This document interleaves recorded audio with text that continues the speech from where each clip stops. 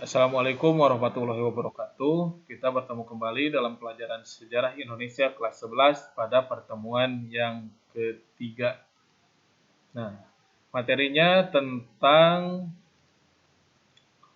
peran tokoh-tokoh nasional dalam perjuangan kemerdekaan Indonesia. Nah, ini peran tokoh-tokoh nasional dalam perjuangan kemerdekaan Indonesia. Bagian kedua. Kalau yang akan dibahas itu tentang tokoh-tokoh nasional kan ada 6. Kemarin 3, sekarang 3. Makanya disebut bagian 2. Nah, apa tujuan pembelajarannya hari ini? Apa sih tujuan kamu belajar sejarah hari ini? Yaitu kalian dapat menganalisis peran tokoh-tokoh nasional.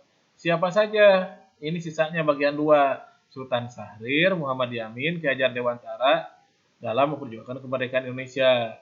Ini tujuan pengetahuan. Tujuan keterampilannya apa? Tujuan keterampilannya kalian dapat menyajikan sejarah tentang satu tokoh nasional. Nah, nanti kalian pasti disuruh untuk membuat biografi salah satu tokoh nasional. Nah, itu tujuan keterampilannya. Nah, yang pertama kita bahas Sultan Syahrir. Ini Sultan Syahrir. Lahir 5 Maret 1909 di Sumatera Barat. Penggagas pendiri Himpunan Pemuda Nasionalis atau JONG Indonesia, Pemuda Indonesia. Tokoh pergerakan nasional. Nah, ketika masa pergerakan nasional, dia tergabung di Perhimpunan Indonesia dan PNI baru. Memimpin ketika zaman Jepang, dia itu memimpin gerakan bawah tanah. Jadi, Soekarno, Hatta, dan lain-lain itu bekerja sama dengan Jepang. Makanya Soekarno jadi pemimpin putra bagian dari Chuo Sangiin. Nah, Sultan Syahrir itu bergerak di bawah tanah. Dia itu tidak bekerja sama dengan Jepang, berdiri diam-diam. Nah, Sultan Syahrir juga yang pertama kali mendengar Jepang itu menyerah terhadap sekutu. Nah, ini kenapa Sultan Syahrir itu tidak mau bekerja sama dengan Jepang? Karena dia tidak yakin Jepang itu bakal menang Perang Dunia II. Nah, karena Sultan ini masa awal mau kemerdekaan. Ketika Sultan Syahrir mendengar berita Jepang menyerah, maka dia mendesak Soekarno Hatta untuk memproklamasikan kemerdekaan. Ini termasuk golongan muda, bahkan terlibat peristiwa Rengas Dengklok gitu. Ya, ini nantilah di bab selanjutnya.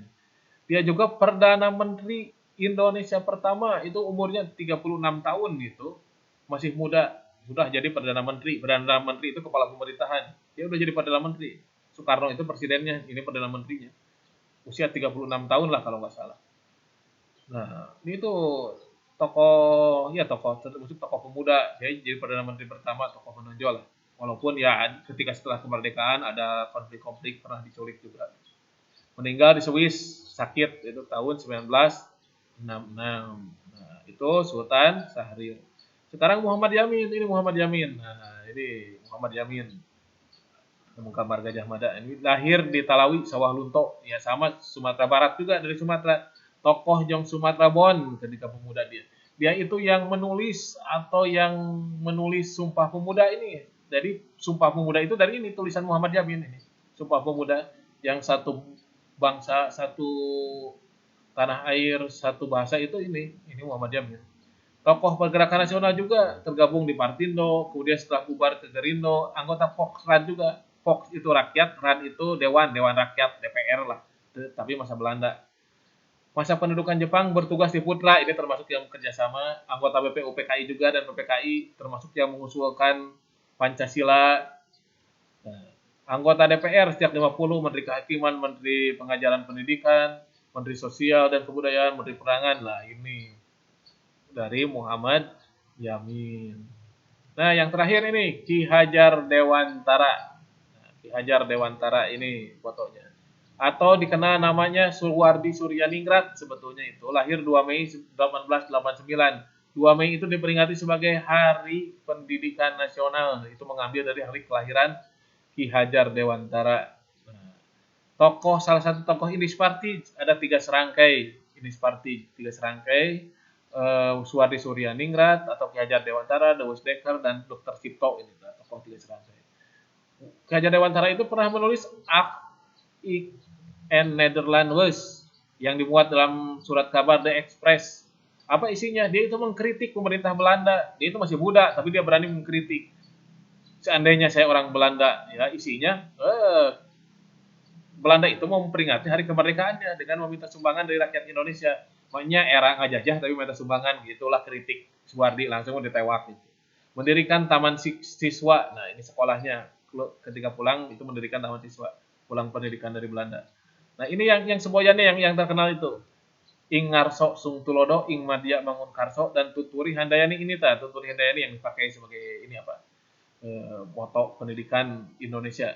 Ing Ngarso Sung Tulodo, yang di depan memberi teladan, yang di Ing Madya Mangunkarso, yang di tengah memberikan semangat. Tuturi Handayani jadi yang di belakang mendirikan dorongan. Pernah juga menjadi Menteri Pendidikan pertama Indonesia, meninggal dunia di Yogyakarta tanggal 26 April 1959. Ada yang tanyakan?